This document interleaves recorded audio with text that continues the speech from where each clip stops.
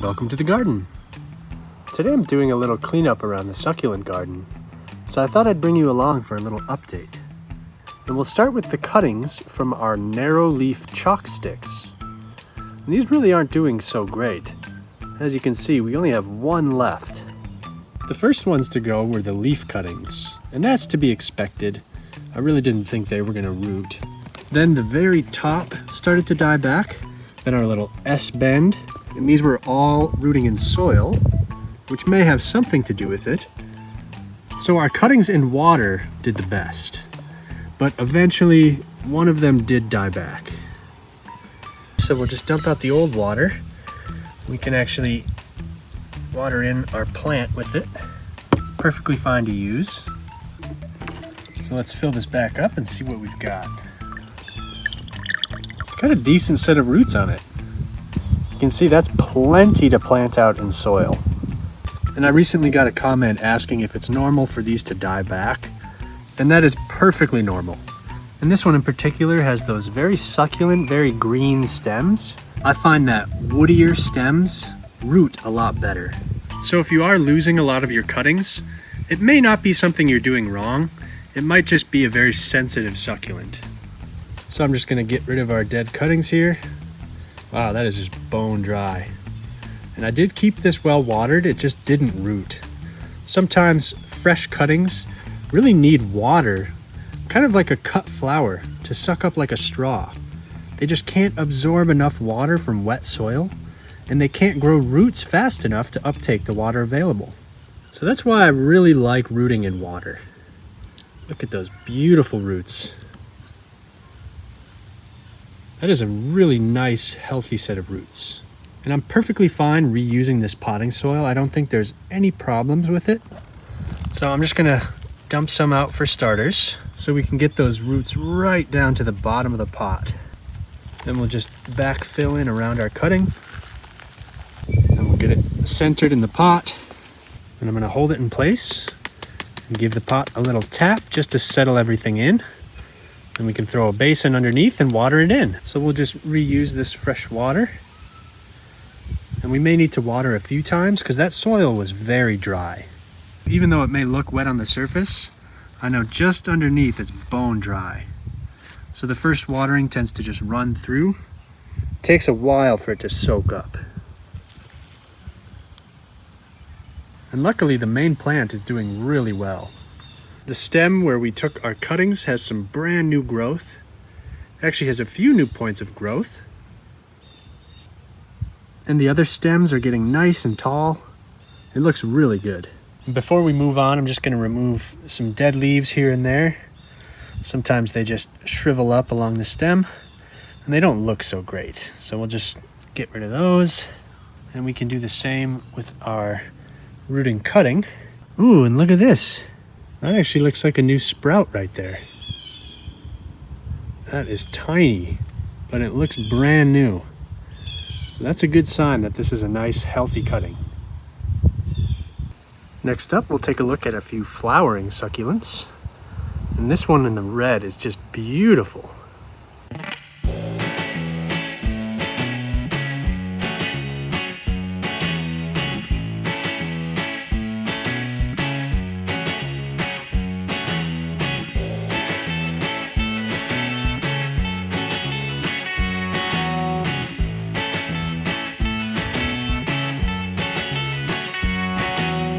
I think this is an Echeveria because of the shape of the leaf. And the main plant is really struggling. I've already pulled off a lot of the dead leaves and tried to clean up these mealybugs. You can see a big cluster of them here. It's kind of a cottony white substance. And that's secreted by the adults to protect themselves and their eggs. So we'll discard this. And after wiping away all the bugs I can see with a Q-tip, I'm going to fairly aggressively spray them with the spray bottle. This will actually physically wash them away. I've treated these in the past with ethyl alcohol, but I may need to step it up and actually get a pesticide like neem oil. Our next flowering succulent is a little Haworthia. You can see those long stems it shoots out. That's really cool. So these haven't even bloomed yet. They'll get probably little white flowers. And this plant, I think, is ready for an up pot. You can actually see it's bowing the pot that it's in. It's really pushing on the edges. Because these expand laterally. They don't really grow up, they grow out. And they multiply. What a beautiful plant though, it's just bizarre. Covered in all those little wavy spikes. This is a really cool succulent. Another one that's probably ready to be up pot is our dancing bones. This is a really beautiful, almost cactus-like plant. And this actually flowered over winter. It got these beautiful little yellow flowers.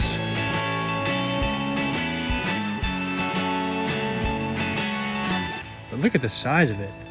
It's really nice. Unfortunately, I really just don't have any space indoors.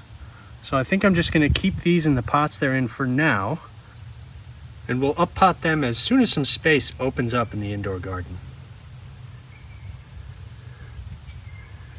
Next up, we have another Haworthia. This is a different variety, and look at the size of it. It's just massive. This has grown so much. So that's probably the size of pot we'll use for this one once we up pot it. Gosh, even the little offshoots are getting big.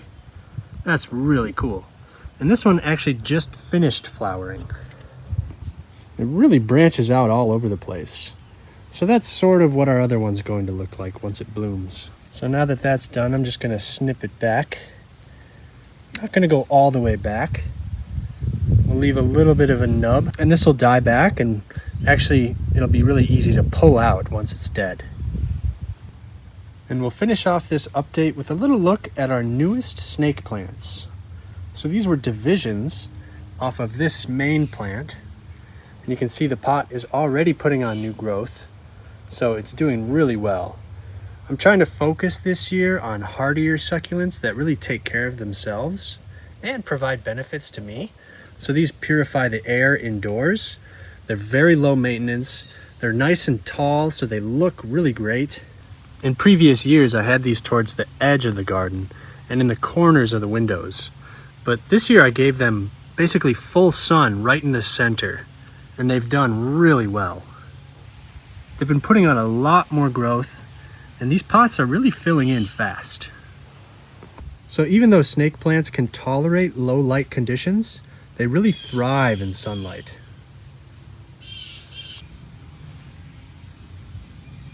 So that's it for today's succulent update.